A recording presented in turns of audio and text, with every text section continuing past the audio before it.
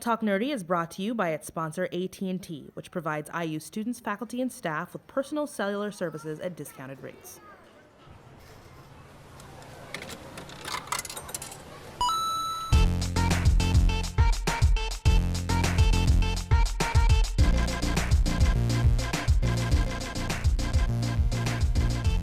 Talk Nerdy to Me, a conversation about technology's hottest topics at Indiana University and beyond. Welcome to Talk Nerdy to Me, a conversation about technology at IU and beyond. I'm your host, Janae Cummings, and with me, as always, are the misfits to my pizzazz, Brendan Howell and Liam Bowling. How's it going? Pretty good. Yeah, life is pretty good right now. With your braces? Yeah, I mean, it's not that bad, but food gets stuck in there, so I'm just discouraged from eating now. And I'm really anal about how much I want to brush my teeth because I don't want to get you know how some people's, you can see the bracket when they take it off or whatever. Yeah. And I don't want that to happen, so I just brush my teeth anytime I eat anything. That's a good idea. That's sound advice generally. Yeah, but it's 5 times a day or something. Or That's okay. Or if I eat a little Snickers, then I'll go brush it. Or You should brush anytime you have a Snickers when you have braces. You'll just have Snickers in your braces all afternoon. I know. Take them off and it's all Snickers. And that'll be a tragic result. Yeah, everything's in there, so I've just started to eat less. So hopefully, I don't know if that's a good idea. I'm trying to get summertime fine. What do you mean? It's around the corner. You just went to Europe, right? Yep. I was in Spain for a little bit and then over to Germany. Getting in trouble over there. Yeah, I got in a little bit of trouble. I was flying my drone around and the cop stopped me and I can't really speak Spanish, but they said something about €100,000 if I keep going. So it was an incident. I evaded it. And don't fly with the drone because the TSA thought it was a bomb. So yeah, I was gonna couple words of advice. Yeah, they weren't too happy about it. But so you just took it on the plane? Yeah, I said I was a professional photographer, okay. Which I'm definitely not. So it was interesting. Do not follow Liam's example. Yeah, don't audience. do that, please. He's committed a number of maybe international faux pas lately. I'm on the watch list. Soon to be. You joke, but it could be the case. I probably am. I'm joking, but we're not going to be able to send you anywhere. So we haven't gathered since Valentine's Day because spring break made scheduling a little difficult, and Liam may or may not have gotten arrested overseas. But now here we are in the third week of actual spring, and it's 30 degrees, and I'm ready for a fresh spring break. And I think there's one person who could change all this weather for the better, and I think it's Elon Musk. That's a segue. It is a segue, but it's apt because if there is a person out there who's working on a weather-changing device, it is Elon Musk. If you don't think so, you're fooling yourself. But man, that was a strong segue. So he had 2 colossal victories in the last few weeks. SpaceX landed a rocket on a landing pad floating in the ocean, which is absurd. And Tesla saw more than, I think, 350,000 pre-orders for the Model 3, with a couple 100,000 people ordering the car, and they hadn't even seen it. Both of these things are pretty insane. And my first question here is, Elon Musk Tony Stark, or is he Steve Jobs? I hope he's Tony Stark. Tony Stark's is cooler. So. Yeah. He's a Tony Stark kind of guy. Yeah.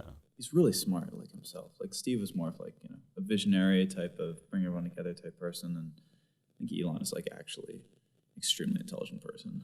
And he builds toys, which I like. So... What? Like adult type toys. Yeah. So yeah, I think I was watching some interview of him explaining how he went on a date with this girl, and she immediately was like, this isn't going to work out because the first thing he says is so what do you think about electric cars? And she's like, wait, what? Just interesting guy. He's very focused. Yeah. Well, at least he knows what he wants. Yeah. He knows what he's interested in. Electric cars. If you are into shoes and he's in electric cars, that's not really going to work out. Yeah. So I think he's searching for a type, and good for him. Or you just accept each other for your differences. He's not. I know, obviously I don't know Elon Musk, but I can't imagine he's interested in anyone who would not be extremely intelligent and at least mildly interested in something he's up to, like electric cars. Mm-hmm. You can't have frivolous interests. No, not allowed. Date Elon Musk. That's not possible. But I think it's. I thought about this the other day, but you know how when we were younger, we would see cartoons and they would say in the year 2000, all this is gonna happen, all these flying cars and stuff, and we're obviously not there, but I think he's one of the few people that actually are working towards getting some of that really cool tech out there and really cool stuff that's for everyday usage. That's not like a phone or a TV or something. So, No, it's exciting. One thing about the Model 3, which is a super cool looking car, and I want one, but it sounds like no one's going to be able to have one until, I don't know, the next decade rolls over, if that. Do you think there is more to the Model 3 than we've been led to believe? more as in like what though? More as in Liam has a theory. Well, okay, so theory comes down to he tweeted a couple weeks before the event and said, so there's a part 1 and part 2 to this unveiling of the Model 3. And he was like, we're going to do part 1 in a couple weeks. And that was the most recent one. Then he said part 2 is going to be right before launch.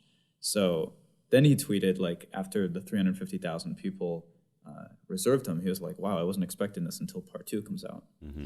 And then if you look at the dashboard in the center, there's no, like, speedometer or anything really. There's just that center, like, display there, which is kind of weird. And I think it all comes down to that the Model 3 is, in fact, just a self-driving car. And he hasn't told anyone yet because it all, like, lines up. It's, massive conspiracy theory, I guess. But As in, like, there will be no manually driving the car? I think you could override it if you want, but the fact that the entire dashboard is now in this display in the center console, there's no way to see how fast the car is going right in front of the driver. I think. But I feel like there are some cars that already have like everything in a center. I think like Saturns maybe They do them? have. I mean, they don't have a Saturns. screen. They don't have. They a don't screen even like make that. Saturns anymore. What? But like some of them did though. Like everything was in the center of the car rather than like, or maybe it was Saturn or I think Cyan or something. there's like that. another. What is it? The small British cars. What are they? The Fiat. No. What are That's they? definitely not British though. No, it's not British. No, Minis aren't British forgetting about either. it. Yeah, you're right. There's a huge speedometer in the middle. So there's definitely cars that do that. You're right. So maybe I mean I think Peugeots? there's something No, about Peugeots part aren't 2. I definitely know that it does have like autopilot though, or Yeah. self-driving because they announced that, right? Yeah. Yeah. But I also feel like it's only that is only available in certain parts of the country. So Definitely. I don't think it could be completely. I don't know. He Self-driving. said he wasn't expecting this until part 2, which is kind of. But they would have had to roll that lead-in. out over the entire country though, in order for it to be a completely self-driving car. Yeah. And I just don't think they're there yet. I mean, we have like There's 5 time years until because he's not anyone. going to he's not gonna deliver on deliver. this late That's 2017 true. promise. Yeah, that's true. I don't know. We'll see when There's part plenty of 2 time to comes. pass legislation, or maybe not, given how things seem to work in It takes a our while. political centers. Exactly. I saw something the other day that was saying the car manufacturers were complaining to like the government that they need to be more timely with their approval of things for like automation and self-driving cars and whatnot. Yeah. But I think it's true because I mean the government just takes so long to do anything, and I don't understand why. And I mean even with like the drones, or like how Amazon was trying to use drones for package delivery and everything, but every time they would request like approval for whatever drone model they had, that drone model would be obsolete by the time it got approved, and they would have to go into the next model, and then by the time that one got approved, it was obsolete, and then they had another model, and so they just never could get it out because the government was taking forever with it. So I wonder what their like approval process is like. Is it they like sit and wait for like half a year and then they start thinking about it, or the government's just really slow with everything, Yeah. and like I have a manager that I work with, and she did a couple government audits, and she just said they have like no control processes for like anything, and so it's just kind of like there's just no organization within the government, which is shocking to me. You would think that would be the most organized, I guess, entity out there. But I think we've learned the government simply doesn't work, and I don't But they mean that in some kind of should. anarchical way. I mean like technology is too fast for it. way too fast, Yeah. and there's too much bureaucracy. There's too much red tape for anything to get anywhere. I mean, if being a working stiff had taught me anything, it's that people will have meetings for the meetings for the meeting, and then eventually you'll get to the meeting that actually means something. Yeah. And with the way government works, I'm sure that's like a 5-month process. It's just so bizarre to me that it's like that. Like the other day, or back in March, I hit like a pothole, and it like broke my rim in like 3 places, so I had to go get that fixed. And so I submitted a claim to the Indianapolis like city council or corporation council or whatever, and they were like, "Oh yeah, well you'll hear back from us within 90 days." And I'm like, 90 days? I give you every single document you need to analyze my claim and give me like a response. And luckily they gave me one by the end of March, but I'm still like, you should have given me that within a week. Like you had everything you needed. So why does it take 90 days for you to do that? And it's just so bizarre to me that everything is so slow moving. That's ridiculous. Yeah. That's sad. There's no competition. Well, Yeah, I mean, you can kind of do. They can kind of do what they want. Yeah, it's like guess Comcast. At least Comcast does some good stuff. So. You're still on Comcast. Sure. Comcast fanboy. The one. I can't wait for something to trounce Comcast. Well, when something else gets some good internet like that, Can't say that. bleep it out. All right, now that we've had a bleepable moment, let's move on. This is my next segue, in that it's not an episode of Talk Nerdy Lately without a little drone chatter. In recent news, the Dutch police are training eagles to snatch drones out of the air. And while they can maybe use like radio jammers or some kind of intercepting drone to handle the problem, they're going with actual birds of prey, which is amazing. Which is a pretty low-tech and maybe even ancient solution to a pretty high-tech problem. Meanwhile, DJI, who's the maker of Phantom, your drone, Liam, right? And the expensive subject of all this eagle training will supply drones for European emergency missions, like rescue missions. So at what point do we accept that drones are here to stay? We have one country training eagles to take them out, and yet an entire continent using them for rescue missions. Mm-hmm. And we just had in Dubai, they had that race of drones too. So, That was amazing. That was pretty good. I watched a couple of videos on it, but I don't think drones are going anywhere anytime soon. So. No, they're not going anywhere. And I understand like why there's such a huge caution around drones, like who could be using them or what they could be using them for or whatever. But I don't know, the whole eagle thing is kind of weird because like you said, there are other technologically sound ways to go about getting the drones out of the air if you really want them out, but like training eagles to get them out. I think eagles is a little bit much. It's insane. This is like 15th century Japan stuff. We don't need eagles flying around taking down our drones. taking out enemies. Yeah. You should just have, honestly, like a DJI should make a drone that can take down other DJI drones or something like that. You know, just like shoots a net on it. I mean, that's probably the easiest way to do it. What I think it's weird is that like, why are you using eagles and then the eagles take the drone to like a safe place? Like if you really want it out the air, like just destroy it or something. But just shoot it. Yeah, just get it out the air. And then they're only training them to look for the DJI drone, not like any other type of drone, at least not right now, I guess. So maybe they're just trying to test it out to see how well that works. Yeah. But why a specific drone?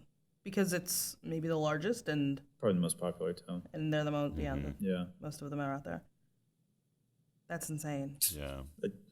I don't know if that's the best solution, but how do you even come up with that idea? Can you imagine You're like in the United States that this is an initiative that the government pushes through and gets to, I'm not quite sure which police agency in the Netherlands is doing this, but, or maybe it's all of them. Maybe it's some kind of like concerted. Yeah.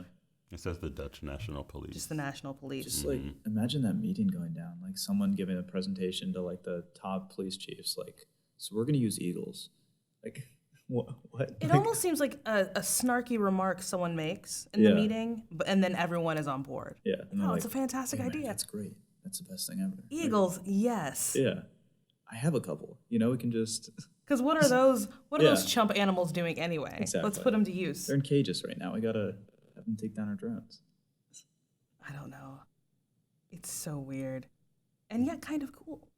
The videos of them taking drones out of the air are really, really cool. Yeah. It says that they use eagles just because they're effective hunters because they have like the huge talons that they can grab the drones with. And then they're like... And they don't get hurt because of the scaling on the talons, right? Right, yeah. And they can carry heavy objects. I mean, like eagles fly down and pick up an animal and just carry it away to however far they need to. So, I mean, it makes sense as to why the eagle was the bird that was choosing, but I just don't understand why birds are choosing. Yeah. But maybe it's just more cost effective. It's impossible. You need people. We're going too long on this topic, but first you need to gather all of these eagles. You need people to train those eagles. You need people to train the people training the eagles so they understand what to look for and what to do. There's a better solution out there. Yeah. But Maybe they just have money to burn, and if so, good for you. yeah. In other news, Samsung just scored a patent to develop a smart contact lens, which isn't the craziest thing. But unlike Google's contact lens, which was designed to measure glucose levels in diabetics' tears, this appears to be all about the virtual reality experience. Smart contact lenses would allow AR to be projected right into your eye and be invisible at the same time. Mm-hmm. Is this something we need? Totally. I would agree, probably. I mean, I just think that it's pretty cool. I mean, the Google contact lens or whatever, like that to me wasn't really like interesting because I don't have problems with my blood sugar and all that. But like the Samsung one, like has a camera in it, and then like you said, it has like virtual reality capabilities, and I feel like everyone got so excited about the Google Glass for a long period of time, and then that kind of just disappeared. And so maybe this is just a way to bring that tech into your eyes without having like those weird looking glasses on. So. Yeah. I'm excited to see what happens with it. You said before that maybe it's just spy tech, like something out of movies. I mean, I think that's cool, though. I mean, Oh, no, it's great. I would It's love great. to have a camera in my eyes like that, and then to send it directly to my phone. Like, yes. And then when we see you blinking a lot, we know that you're recording. You're secretly recording us. That could be the case. But you know how everyone just has such a weird like stigma about like, are you recording me? Are you recording me? When people wear Google Glass everywhere, and maybe this is just a way to kind of still develop that technology without it being such a weird social faux pas. Why didn't Google go this route? I mean, it seems like wearables these days are all about health and wellness, and I'm curious about why Google didn't take this next step with the glass. Like, this is glass. We know what this is what we want it to do, and now we're going to evolve this into a contact lens. I don't know. It seems like Samsung is just really good at being like an innovator with things like this, but also they're really good at making things really small. And maybe Google just didn't know how to do it yet, or maybe they were working on it, but Samsung beat them to the punch, like they do with a lot of things. Right, so. right. I also wonder, so Oculus Rift just shipped, which is awesome. I think HoloLenses are shipping. There's the HTC Vive, which looks like a colossal VR experience. Will we see things like that, which are massive headsets, and you should be kind of in a contained room so you don't kill yourself or destroy things, compared to this small contact lens? Like, do they start to pare down? Do they need to pare down? Like the VR? The size of their technology. I don't know. I mean, I didn't really know how long like these VR headsets were going to stick around. I didn't think that they would be like anything really, but now you have like Samsung making one, HTC making one, Google has like the box version of theirs, and I'm excited about it, and I'm glad that there's actually like a lot of games being made for it now, because I thought it was just going to be like something you had to like make yourself, Right. but now that it's not like that. Kind of like Google Cardboard. Yeah. Or even just like if you wanted to play a game on there, you had to design your own version of the game. But now I think that since it's getting bigger and bigger, there actually are people making video games for this. So, Yeah, it's interesting. As far as like paring it down or so, I don't know if the technology is quite there yet to make it too much smaller without losing like full immersion. Because I think in the current Oculus, like you can still see the pixels and things like that. Like you can still tell you're in a computer. I think they need to up the resolution. Make it kind of like the Vive, and that you can like interact with 3D objects and focus more on making it better instead of making it smaller. But I don't know. I might take an Apple approach and just make it thinner and lighter and just keep going. But but I also feel like the reason that the HTC one is so big is because, like you said, it has cameras on it. Yeah. Which, I mean, it's made so that you can move around in like 360 degrees and move around rooms and whatnot. Maybe it uses those cameras to kind of sense what's in front of you or kind of build out the room for you. I don't really know if do they take pictures or not? I don't think you take pictures, but I think there's like a button on the front of it that you can go into reality almost, kind of like a hybrid view, just in case you like run into your furniture or something, or someone else is in the room. It'd be cool, like if one of the cameras, like you could see in like a part of the screen that you're looking at, so you at least know where you're walking, and you don't just crash into your TV or something. Just start walking into obstacles. Yeah. Are either of you getting one? I hadn't thought about it. I just wanted to see like which one was going to be the best one, because like everyone's making one now, and I don't know whose is going to be the best. I want to see what the Microsoft HoloLens is like, because I think that's, I don't know, I guess it's like the debate between VR and AR, and I think AR is kind of a little bit more interesting in terms of like you can put computers in reality and, put like a TV on that wall if you want or something like that, instead of being fully immersed in this dark room on your HTC or Oculus. I don't know the answer to this question or not, but is Microsoft using theirs to like develop like Xbox games that are going to be virtual reality? I don't know. I feel like a lot of their like first-person shooters would be great for that. That would be amazing. Yeah. We'll see. Maybe maybe this is like the second version of the Kinect or something. Oh God, I hope it's not like that. I mean, second version is in like something better. Than Kinect, something better, not a flop. Yeah. Oh my gosh. I like the Kinect, so I do like it. Yeah. I like it. I have to reset it a lot or recalibrate it quite a bit because at some point it just stops hearing me, it stops responding, and nothing has moved. So I wish there were more games for it. Because I mean, most of the games that are out there now are just like dance games or like party games, and that's it. And don't get me wrong, I have like almost every one of the dance games, but that's because I like to dance. But it'd also be cool to kind of just do other things with it. Yeah. So. Right, for sure. Yeah. So in recent news, which I think is a phrase I've said maybe 3 times today, WhatsApp rolled out end-to-end encryption for more than 1 billion subscribers or users, and they kind of did it out of nowhere. It was like a Tuesday update of all things, I think. This means a massive portion of the world population and their text messages, calls, photos, documents are little more than garbled data for anyone who tries to hack in, particularly the government. Thoughts? I remember like a couple months ago when they announced that the calls on WhatsApp would be encrypted, and I didn't know that the messages also would be soon after. But I mean, I don't know where to go with this because you know how like Apple and the FBI are like combating it because of the iPhone encryption, and like is this same thing going to happen with WhatsApp too? Well, and correct me if I'm wrong. I thought with WhatsApp it can't be hacked into either. I can see it if only people who can see the messages are the ones who's sending and the one who's receiving. There are no back doors to WhatsApp, are there? I mean, I guess now since they encrypted it, no. But like, would they be like is there going to be some sort of like court case now with Facebook and WhatsApp and the government to make this so that somebody has access to it, which I think completely defeats the purpose of it. Right.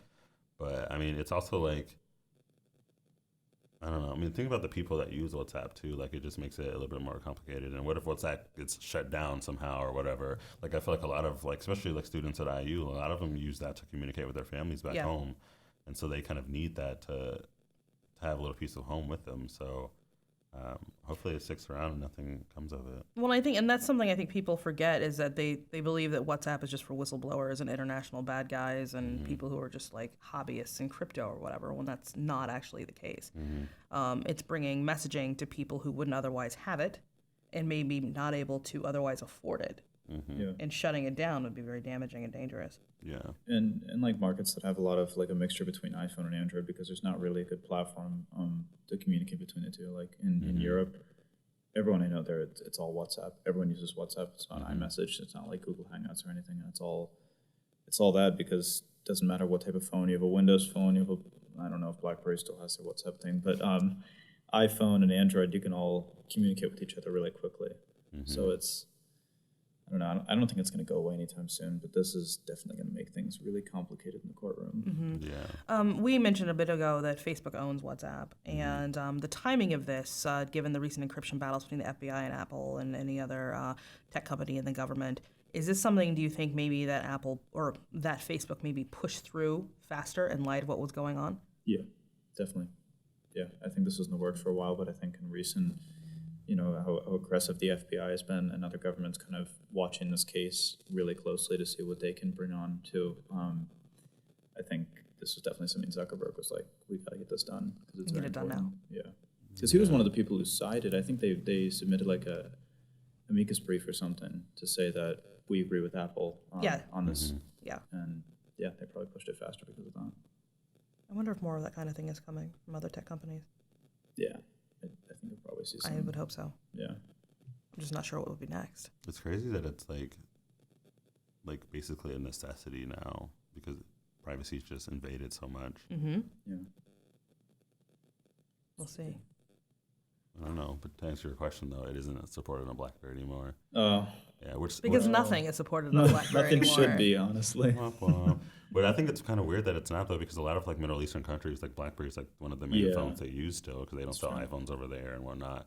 And so I feel like at least for a lot of like the students here, I know that a lot of them still have BlackBerries, and now WhatsApp is gone. So like, how do they Yeah. communicate with their families now? It's just Facebook being very smart and just like slowly destroying BlackBerry. Well, quickly destroying I think BlackBerry. BlackBerry's using Android now. Yeah. Oh, yeah, that's true.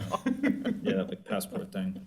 Well, now they're coming out with like 2 or 3 more phones that are going to have Android on it. Oh, So gosh. I don't know. I don't think the first one worked out too well with them, but it looked good. it looks but- good. Yeah, I agree with that. Wait, wasn't that the phone where the CEO couldn't get into the phone or couldn't open the phone? Am I remembering Oh, that yeah, he correctly? tried to so. like launch Chrome and the And it- screen just crashed and it didn't work. He was like, oh, that works great. Good one, dude. Let's try this again. So we are going to switch things up a bit, where our sad trombone would usually be about BlackBerry, because BlackBerry is consistently so woeful. This time, it's really more of a commentary, I think, on the tech bubble, Silicon Valley, and the impact of the tech industry in the Bay Area. Last month, Vanity Fair reported about a Silicon Valley exodus, and it speculates that maybe we're looking at the slow pop of tech bubble 2.0, maybe. But it seems that Silicon Valley residents are now moving out of the area far faster than they're arriving. In 2015, the tech corridor lost maybe nearly, I think, around 7,500 people to other areas, to other growing tech areas. And that was the first time in 4 years that the area lost more domestic residents than it gained, which is concerning. They seem to be running out of there in droves. But the bigger issue, maybe the sadder issue, is that Silicon Valley doesn't have any firemen. Yeah, there was an article that came out like on Yahoo I think it was a couple weeks ago, saying that the fire chief or something of some town out in Silicon Valley said that their firemen are like over 100 miles away from the actual town because they can't afford to live there. So it's probably a huge issue if there is like a large fire. You know, the response time is probably, hours or so, which is pretty incredible. And it's all because it's so expensive. You know, you don't have firemen out there making 6 figures, which is kind of like the base salary of how you could live out there. Well, and 6 figure is even enough. I think the average 2-bedroom is like $4,300 a month, Yeah. That's crazy. which so is expensive. super next level Yeah. when we're thinking about Indiana prices for anything. It's more expensive than New York. You know, and you think like New York is, oh man, it's so expensive to live there, but San Fran is even worse. Yeah, I saw there's this article that said like the most searched cities for tech jobs from people that live in the Bay Area. Yeah. And New York was like the #1 place that they searched for to move to. Yeah. It's weird to think that people who live in that environment will go all to a completely different Save climate. money To to save go to money. New York. That's No one has ever moved to New York to save money That's in the ridiculous. history of this country, and now. now people are doing it. Well, the Bay Area anyway is so congested; it's getting so miserable. And if you live there and you're trying to get anywhere, it's a 2-hour commute. Yeah. You know, if you are there and you don't work in technology, I can't imagine how miserable you are. Yeah. Mm-hmm. It's horrible to afford to live there. I was saying earlier, you have to live in Oakland where you might get shot, but you can still afford to live.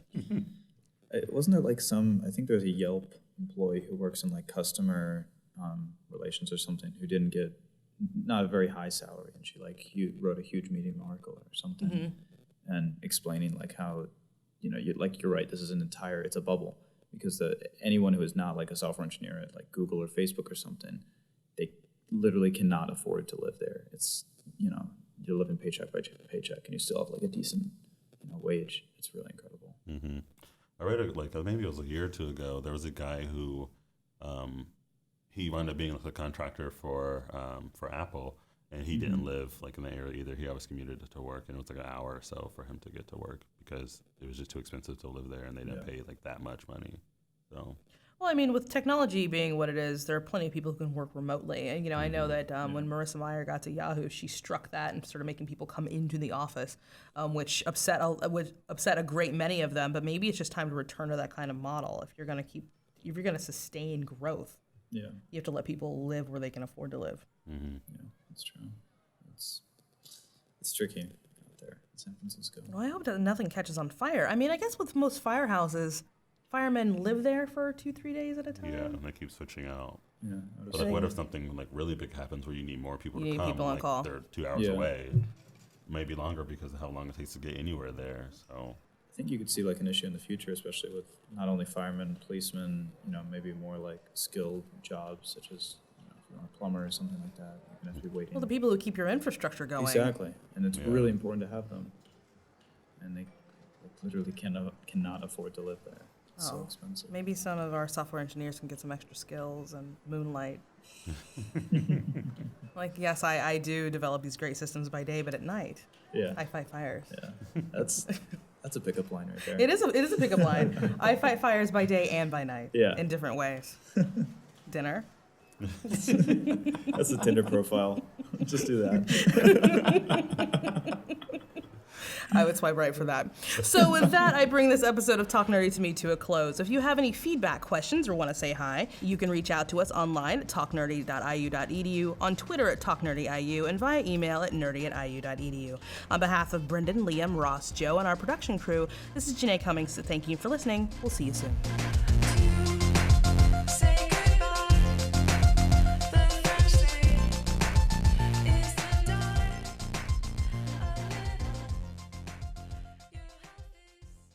Talk Nerdy to Me is an official production of the IT Communications Office. Copyright 2016, The Trustees of Indiana University.